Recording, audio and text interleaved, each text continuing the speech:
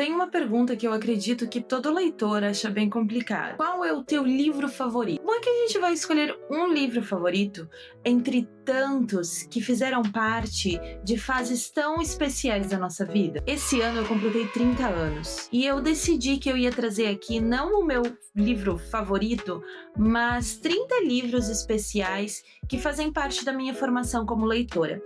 Não são leituras obrigatórias e não são os melhores livros tecnicamente falando, mas são livros especiais que estão envolvidos no meu desenvolvimento.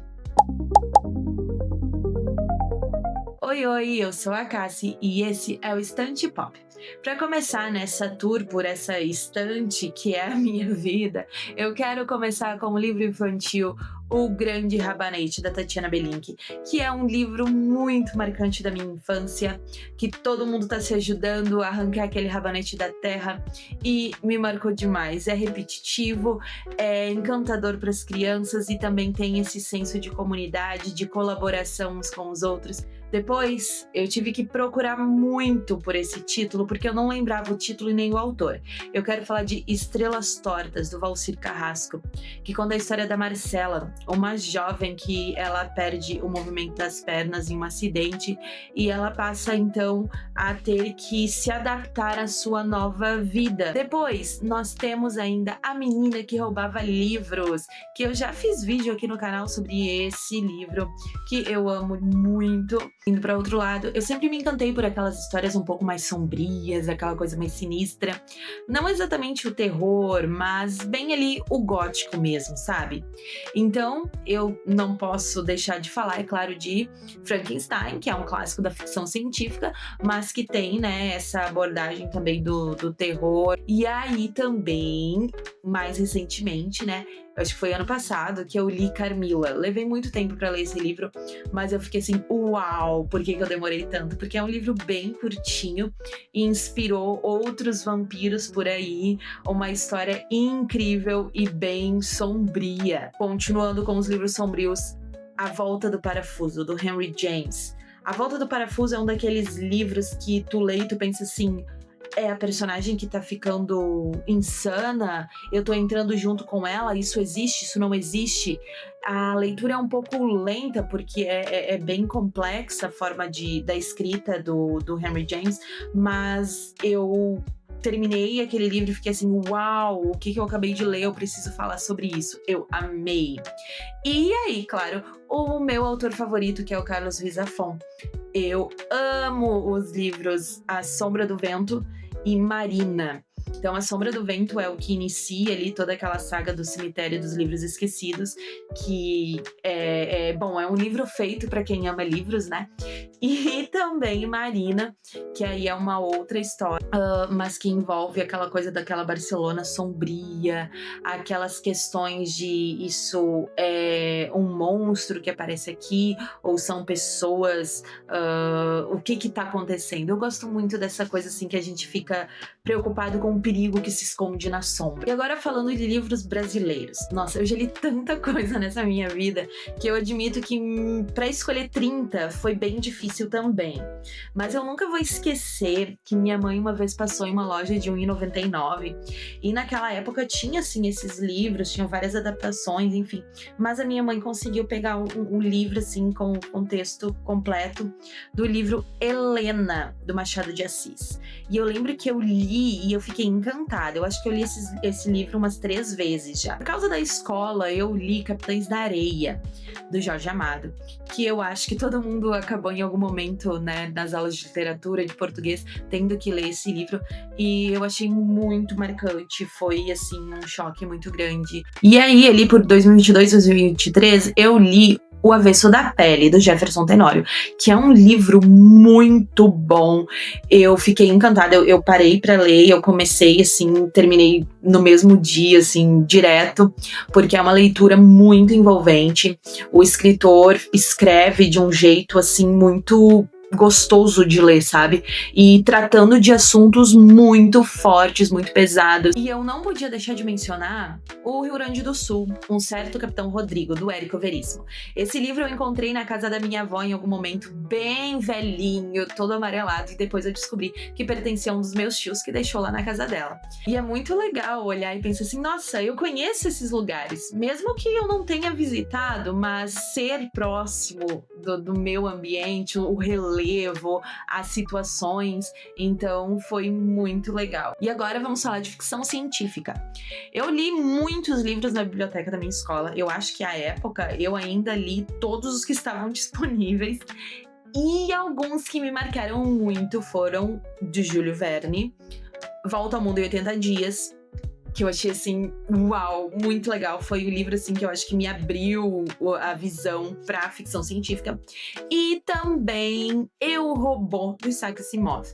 O que acontece? Na escola tinha aquele livro maravilhoso, novinho, com uma capa brilhante, era uma edição maravilhosa, toda brilhante. E eu peguei pra ler porque eu fiquei curiosa. E, nossa, eu me encantei com toda aquela história, as leis da robótica, enfim. Falando ainda do mesmo gênero literário, eu preciso mencionar A Mão Esquerda da Escuridão, da Ursula Le Guin. Eu não li ele há tanto tempo assim, eu fiquei muito admirada com a forma como a autora abordou as questões de gênero, toda a escrita, assim, todo o universo ali que ela criou. Eu achei incrível, muito atual, muito interessante. E é um livro de 1969, se eu não me engano, e ele continua assim, nossa, parece que foi escrito ontem e as pessoas estão discutindo os mesmos temas que a Ursula Le Guin colocou nesse livro há tanto tempo atrás. E também quero mencionar o Fahrenheit 451, do Ray Bradbury, que é um livro já que acho que todo mundo conhece a premissa dele, que é aquela distopia onde as pessoas destroem os livros, todas as pessoas se envolvem em telas. Então, a ideia da censura de obras, né? Um livro de lá de 1950 e poucos, falando desse tema que sempre está tão atual. Então, assim, para mim, a ficção científica, o mais interessante dela é que não importa o ano que as pessoas escrevem, sempre é atual. Para essa parte, só depois de ter feito a lista de livros que eu me dei conta que a maioria deles envolve o universo de Alice no País das Maravilhas. Então, primeiro, claro, Alice no País das Maravilhas, do Lewis Carroll, que é um livro incrível. Eu gosto muito da criatividade, da forma como é abordado todos os cenários ali. Eu acho um livro muito legal para trabalhar com crianças, adolescentes, falar sobre o poder da leitura, da imaginação, da criatividade e ser uma leitura deleite de qualquer forma. E agora, os outros livros que eu falei que tem relação com esse universo são Rainha de Copas, da Colleen Oakes, e Sem Coração, da Marissa Meyer. Essas duas histórias contam algo sobre a origem da Rainha de Copas, mostram quem ela era antes, que ela não nasceu como uma vilã, que tem toda uma história triste ali, o que fez ela se tornar daquele jeito. E é claro que eu tenho que falar de Sonho de uma Noite de Verão, do Shakespeare. Eu sei que às vezes falar que gosta de Shakespeare pode parecer um pouco exibido para algumas pessoas, mas sério, quem acha isso é porque nunca leu Shakespeare. É sempre muito divertido, é sempre muito legal, ele é debochado, nossa, é muito bom. E Sonho de uma Noite de Verão tem tudo isso, assim, eu diria que é Shakespeare no seu ápice, assim, é muita coisa acontecendo ao mesmo tempo, é divertido, tem críticas aos governantes ali, tudo é muito bom. E para fechar, falando de coisas maravilhosas, eu gosto muito, muito de Mulher Maravilha História. Eu sei que é uma história em quadrinhos, aí eu falei livros e tal, mas enfim, a gente fala de histórias. Mulher Maravilha História conta a história da Mulher Maravilha de um jeito diferente, dá uma origem diferente para ela. E foi muito tocante para mim, assim, ver uma história contada por mulheres, toda aquela coisa das deusas, enfim, não quero dar spoiler porque eu acho que todo mundo tem que ler Mulher Maravilha História. Pensando nos livros mais críticos, livros que eu estudei enquanto pessoa estudante de história, ou enfim, até agora que eu carrego comigo de certa forma nessa parte da minha vida, eu posso começar com A Guerra Não Tem Rosto de Mulher, da Svetlana Alexievich, que é um livro muito bom. Ele conta histórias de mulheres soviéticas que lutaram na Segunda Guerra. Estarão as prisões obsoletas, da Angela Davis, que, nossa, abriu meus olhos para outras questões. Não é preciso concordar com tudo que ela fala, mas faz a gente questionar as coisas como elas são mostradas pra gente. Sejamos Todos Feministas, da Chimamanda Adichie, que é um livrinho desse tamanhinho, é muito simples de ler, é muito gostoso de ler. É um livro que eu recomendo porque, apesar de parecer às vezes assim, nossa, tá falando coisas óbvias. Sim, tá falando coisas óbvias pra nós, que já estudamos aquilo ali, já conhecemos as coisas, somos mulheres e vivemos aquilo ali. Mas eu penso que é uma forma de ajudar a gente a facilitar o nosso discurso para pessoas que não estão envolvidas com isso. Uma autora que eu gosto bastante também é a Mari Del Priore. Ela escreveu Histórias Íntimas, que conta sobre a sexualidade, a intimidade, como isso tudo muda ao longo dos séculos. Eu gosto muito da Mari Del Priore porque ela é uma historiadora e ela escreve de um jeito muito objetivo, muito fácil para todo mundo entender, sem academicismo. Então é uma pessoa que eu admiro muito enquanto profissional, escritora. E eu gostaria de um dia ser capaz de escrever como ela, sabe? Explicar as coisas, mostrar as coisas de um jeito que todo mundo consegue entender e ainda assim tem o rigor acadêmico. Tem outro livro que eu tenho na minha estante, que é o Dicionário de Conceitos Históricos, que é um livro muito bom de ter ali comigo, porque às vezes eu preciso direto pensar como é que eu explico isso aqui, como é que eu coloco isso aqui, e tá ali explicadinho, assim, sei lá, desde absolutismo até, sei lá, capitalismo, enfim, várias coisas que surgiram, né, na história da humanidade, e ali tem as definições, os conceitos históricos, conforme, né, o estudo da história mesmo. Eu acho isso muito legal. E para encerrar essa parte sobre os livros de história, eu quero falar, é claro, de Apologia da História ou O Ofício do Historiador, do Mark Bloch, que ele foi escrito enquanto ele estava vivendo lá seus últimos dias, e é um livro bem interessante por se ver o contexto do autor também, é claro, e é uma defesa, assim, apaixonada da importância, do valor da história e como que um historiador deve, ou, né, seria o ideal de se portar diante da história, como lidar com isso. Então é um livro, assim, super importante para quem está estudando essa área. Então é muito marcante mesmo. Eu tive que estudar muito esse livro, falar muito dele, e é claro que eu tenho que mencionar ele aqui. E agora 3 livros que ficaram pro final, porque eu não soube bem como encaixar eles nas outras categorias, mas enfim, decidi, são livros especiais que me tocaram de alguma forma. O primeiro é Uma Canção de Natal, do Charles Dickens, que eu gosto muito do autor, eu gosto muito de David Copperfield também. David Copperfield é um que eu poderia ter colocado na lista, mas não coloquei. Ok, vamos nos ater aos 30. E Os Sete Maridos de Evelyn Hugo, da Taylor Jenkins Reid, que, bom, é muito famoso, mas foi muito forte pra mim. Eu senti muito, eu fiquei encantada com a história. E Cartas para Minha Mãe, que eu li esse ano, da Teresa Cardenas. Eu espero não ter pronunciado errado o nome dela.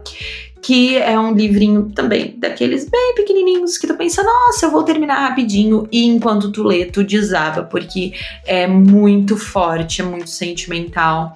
Então, é isso aí. São os 30 livros especiais que eu consegui escolher. E aí, quando eu olho para todos esses livros que eu escolhi, esses 30, eu penso que não é só sobre quantidade de livros lidos a minha vida inteira, que foram muitos, que bom, eu tive essa oportunidade, mas também dá para pensar que todos esses livros foram meus companheiros durante o meu desenvolvimento até hoje. E eu posso olhar para isso e ver a criança que encontrou refúgio nos livros, que descobriu o mundo da leitura. Eu também posso ver a adolescente que se enfornava nas bibliotecas e ficava ali por tanto tempo porque encontrou os amigos nos livros.